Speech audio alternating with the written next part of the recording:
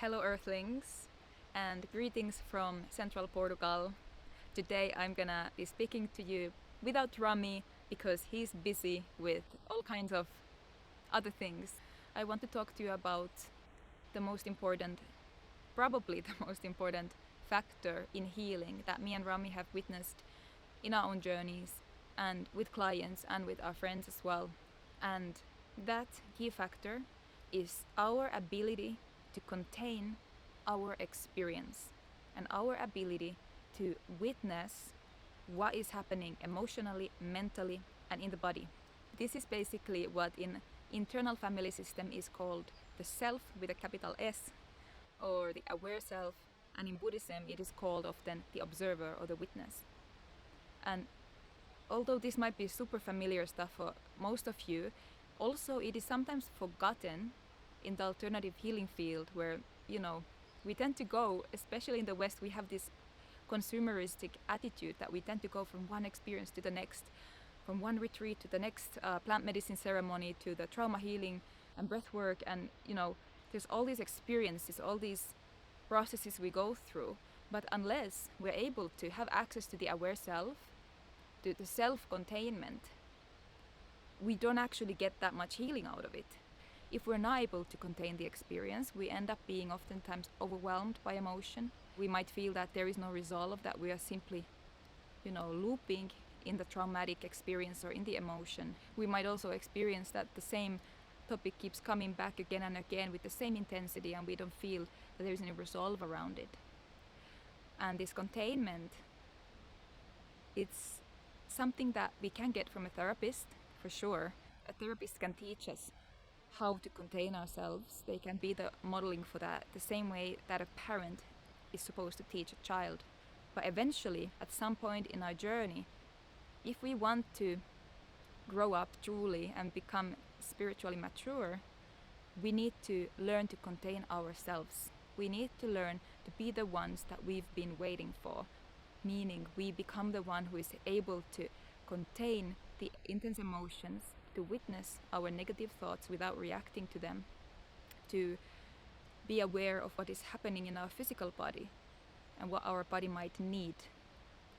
Being able to witness, where our boundaries are so that we can set the boundaries early on.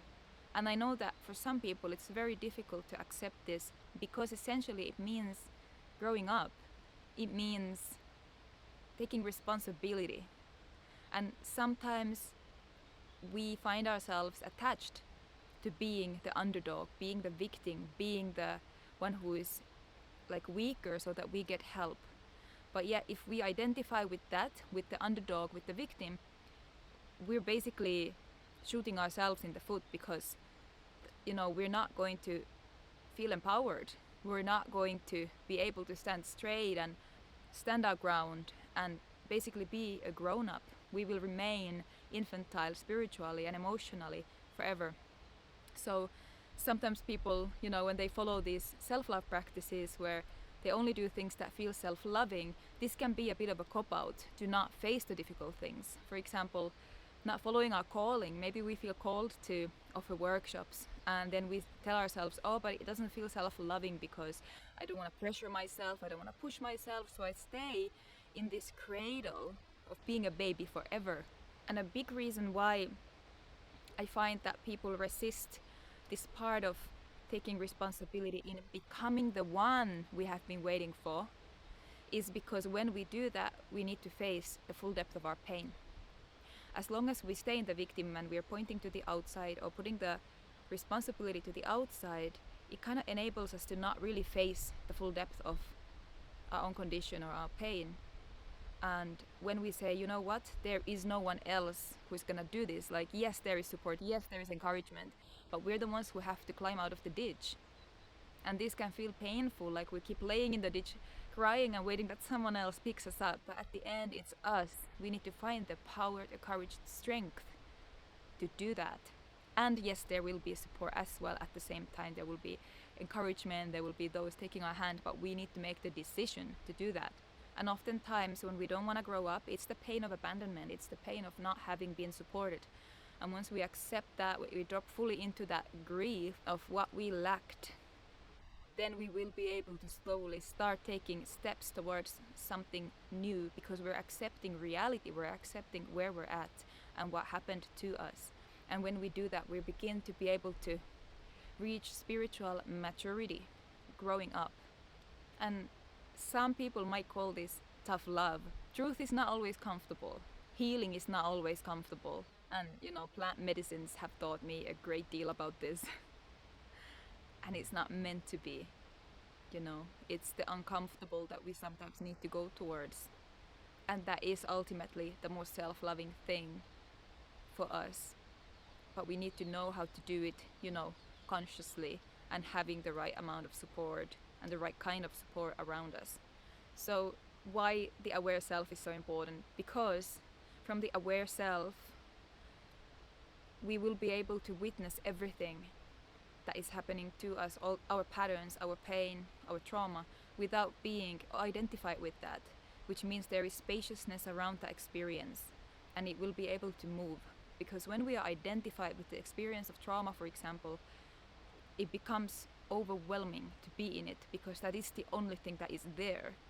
So it's essential that we are able to provide that container ourselves, or that there is someone else who can reflect to us what that container looks like, so that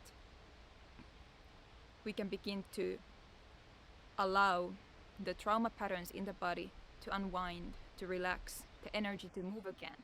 This is the way for us to be empowered to provide that containment. We're not helpless and dependent on other people. Sometimes when I tell people that they need to learn to contain themselves, there is a quite intense desperation that they experience. And for me, it seems that it's because they don't know. They think that they will be all alone if they have to do that there will be no one else. They are completely alone in the universe. They are the child, they are the parent, they themselves. It's like this loneliness illusion.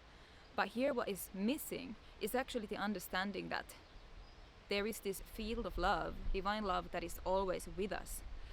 And this divine love, if we learn to take it in, this is the ultimate energy of healing. We don't need to do the healing from our own, persona, our ego self. The healing comes simply from our connection to the divine love. And this completely erases all notions of loneliness. It is being filled up. It is the sense of, the opposite of emptiness. It is fulfillment, connection, closeness. And again, because nature and the universe respect our free will, we do have the choice to reject love.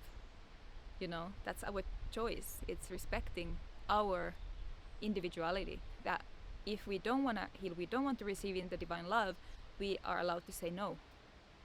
And this is why we need to actively make the choice to let it in and learn how to allow love and support to come in from the universe, from the cosmos, from the all. If you have struggled on your healing journey, I invite you to ask yourself, what kind of connection do you have to the idea of the divine? Do you feel anger? Do you reject it?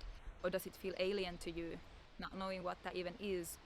So this would be my invitation then. One, learn to access your aware self, and this you can do with meditation. And the meditation can be a great tool on top of other practices that you do, whether that's plant medicine, whether that's emotional healing or body psychotherapy, just so you can develop that ability to contain.